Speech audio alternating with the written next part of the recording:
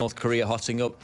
Now, the interesting thing about China is that it hides its propaganda behind these milquetoast headlines. The Global Times is basically the Communist Party mouthpiece. They release a lot of their agenda in these editorials that appear in the Global Times. One came out yesterday, and the headline is, "China must be ready for worsened North Korea ties." Sounds quite a, dry, stale, boring article, but if you actually read into it, the nuggets are always in there. It states, quote, "If the North Korean nuclear issue boils over, a war on the peninsula is unavoidable.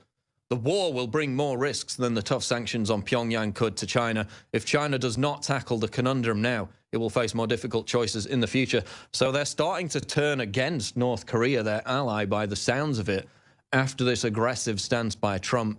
The article continues, "Beijing hopes to maximize the interests of all stakeholders, but if it fails, in the end, it still has the capability to strike back at any side that crosses the red line."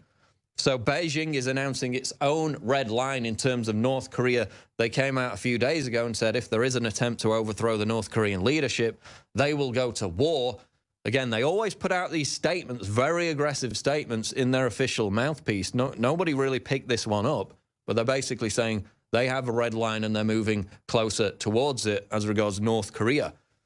Daily Mail reports Pacific's top Navy officer says America must assume Kim Jong-un will nuke America. Again, there's speculation. How many years will it take before they get that ICBM missile to reach the West Coast? Well, the Navy's top officer in the Pacific has warned that the North Korean crisis is real and the U.S. must assume Kim Jong-un intends to launch nuclear attacks on America and its allies. He is Admiral Harry B. Harris, Jr.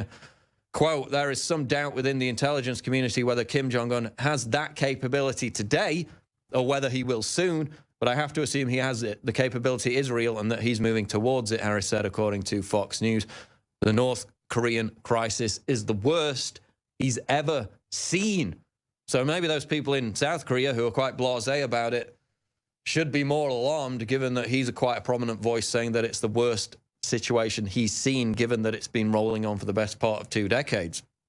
Mentioned this earlier, Zero Hedge reports Trump warns there's a chance of a major conflict with North Korea. That was during an interview with Reuters, where he was actually quite kind to Kim Jong-un. Bizarrely, he said, quote, "He's 27 years old. His father dies, took over a regime. So say what you want, but that's not easy, especially at that age. I'm not giving him credit or not giving him credit. I'm just saying that it's a very hard thing to do." So he was actually somewhat kind to Kim Jong-un, but he also said there was a chance of a major conflict soon. Meanwhile, Vladimir Putin has come out and said that the situation in North Korea has, quote, "seriously deteriorated." So again, the rhetoric there is heating up. That's what Putin said during a meeting Thursday, after a Kremlin meeting on Thursday. Quote, "We call on all states involved in the region's affairs to refrain from military rhetoric and seek peaceful, constructive dialogue." But he says it's seriously deteriorated. The Sun reports Kim Jong-un ready to send army of up to 500,000 women soldiers to the front line. That'll probably be celebrated by feminists across the world if war with the U.S. erupts. North Korean leader Kim Jong-un is ready to send up to 500,000 women soldiers to the front line if the war with the U.S. breaks out. According to defectors' estimates, battalions of female soldiers took part in the nation's biggest ever live firing exercise to mark the 85th anniversary of the military's creation this week. Of course, they keep saying whenever there's an anniversary of the military or of the founder of the country that that is going to mark the 6th nuclear test that will then lead to a U.S. military strike on North Korea. It hasn't happened yet, and that can only be a good thing as we seek to de-escalate these tensions in the region. Battle of Berkeley yesterday, which didn't actually happen because the Antifa chicken-necked cowards didn't show up, and the rally was peaceful. Imagine my shock, they don't show up and it's actually peaceful. Some kind of coincidence there.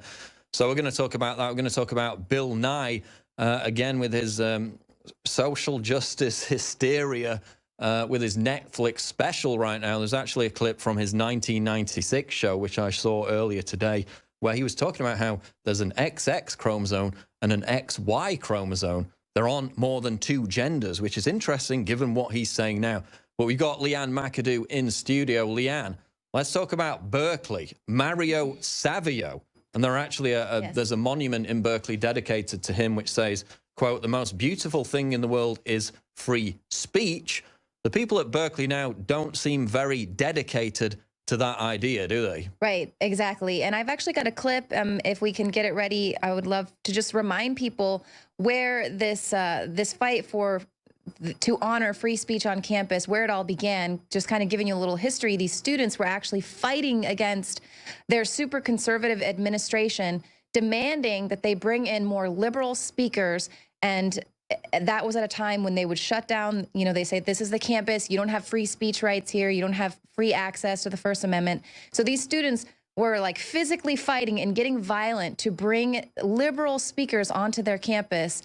And now, of course, we can see the exact inverse is going on. But let's take a little, walk through history there with this very famous speech on the Sproul Hall steps.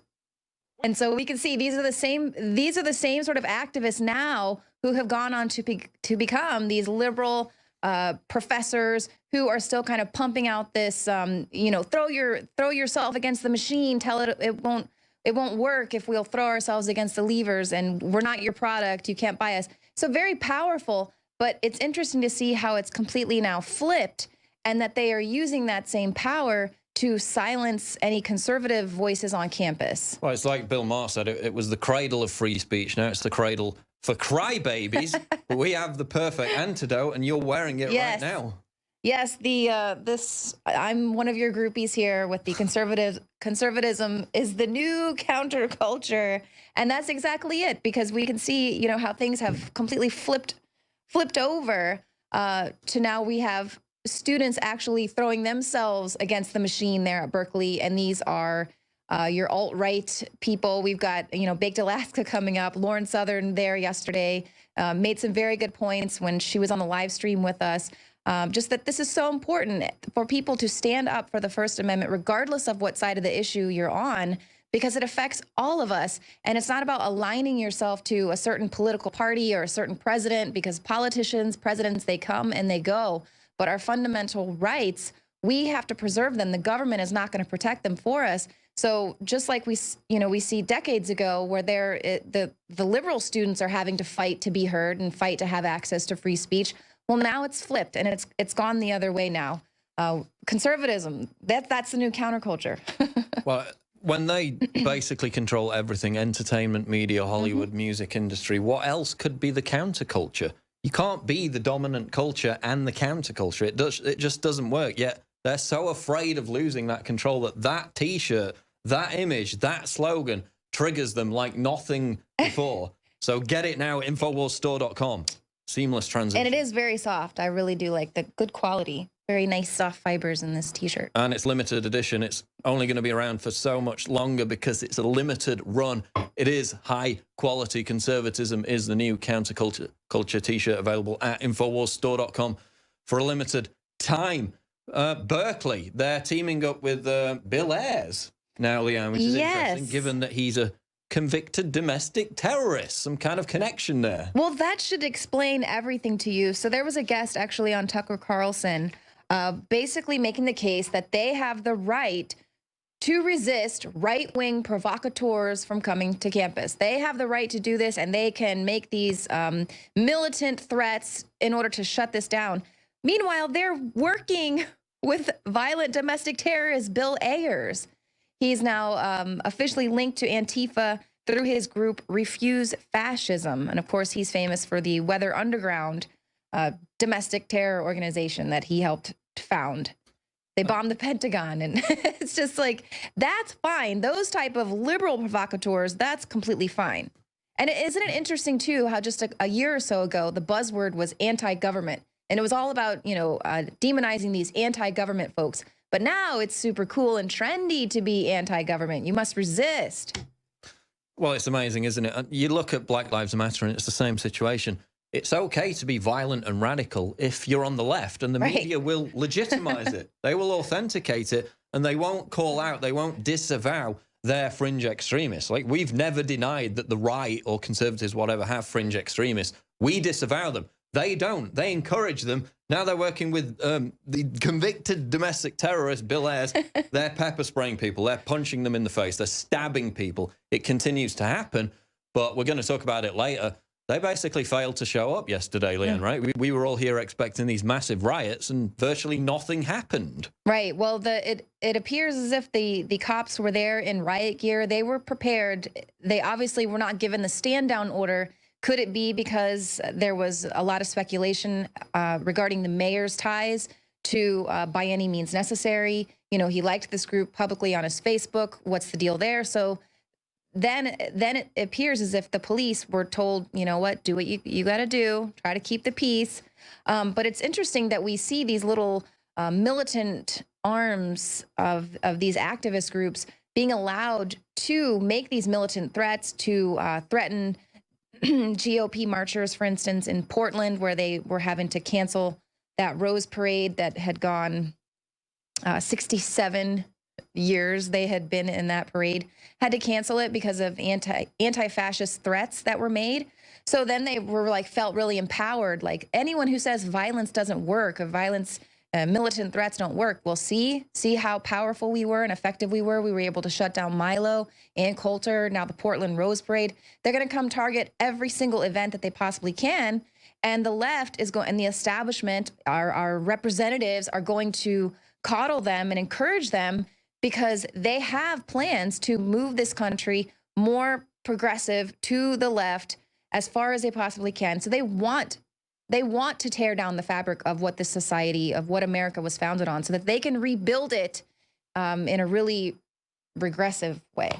Exactly. And of course, the YAF, this conservative group who basically cucked out and said we can't provide security for Ann Coulter, they need to take some of the blame, because that was easy enough to pull out. They could have crowdfunded it, so they're rightly being criticized. That's why Ann Coulter had to pull out of her speech. Gavin McInnes actually gave her speech in his words, or he read out her speech. We might get to that clip later on. Other news, though, Leanne, you wanted to talk about Bill Nye, right?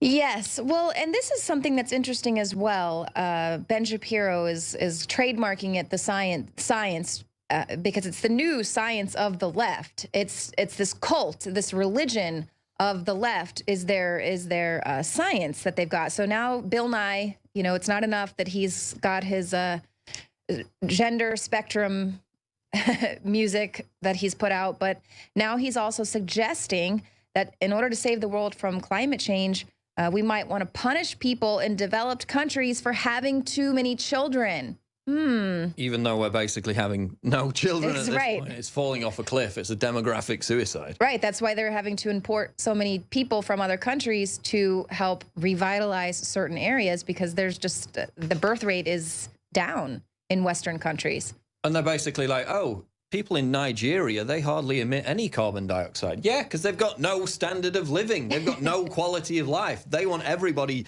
dragged down to that level, rather than allowing Africa to develop, you know, getting these clean technologies in there. They just want to drag us all down to that level. But of course, the same situation isn't going to be applied to them. They're still going to be in their ivory tower, right? Right. And this is, I mean, and this is what is just so insane. Bill Nye is not a scientist, okay? He's a comedian.